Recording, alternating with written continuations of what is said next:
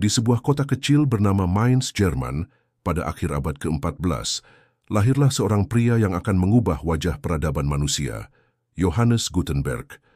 Hidup di era ketika buku adalah barang mewah yang hanya dimiliki oleh kaum bangsawan dan biarawan, Gutenberg memiliki visi luar biasa, membuat pengetahuan dapat diakses oleh semua orang. Dengan keberanian, ketekunan, dan kecerdasan, ia menciptakan salah satu penemuan terbesar dalam sejarah, mesin cetak dengan huruf lepas. Gutenberg, lahir sekitar tahun 1798, bukanlah ilmuwan atau cendekiawan terkenal pada masanya. Ia adalah seorang tukang emas dan pengrajin logam, terlatih dalam seni presisi. Namun di balik tangan-tangannya yang terampil, ada pikiran yang gelisah, terobsesi dengan ide untuk mempercepat produksi buku. Pada masa itu, buku disalin tangan oleh para juru tulis, sebuah proses yang lambat, mahal, dan rentan kesalahan. Gutenberg melihat peluang untuk merevolusi dunia literasi. Sekitar tahun 1440, setelah bertahun-tahun bereksperimen dalam rahasia, Gutenberg mulai mengembangkan mesin cetaknya. Inovasinya yang paling brilian adalah huruf lepas. Blok logam kecil berukir huruf yang dapat disusun ulang untuk mencetak teks apapun, lalu digunakan kembali.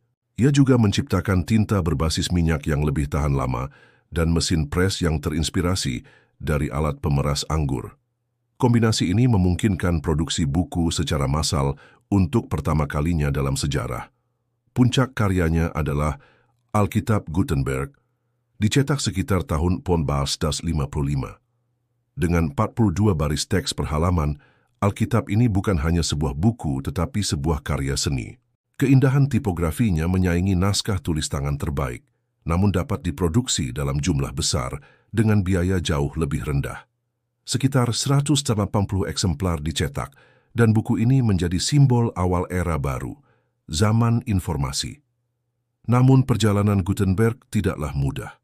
Ia menghadapi kesulitan keuangan, konflik dengan mitra bisnis, dan bahkan kehilangan kendali atas percetakannya karena utang.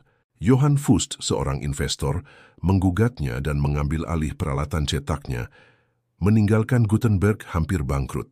Meski begitu, semangatnya tak pernah padam. Ia terus bekerja, mengajarkan seni percetakan kepada orang lain, dan meletakkan benih bagi revolusi pengetahuan. Dampak penemuan Gutenberg tak terbantahkan.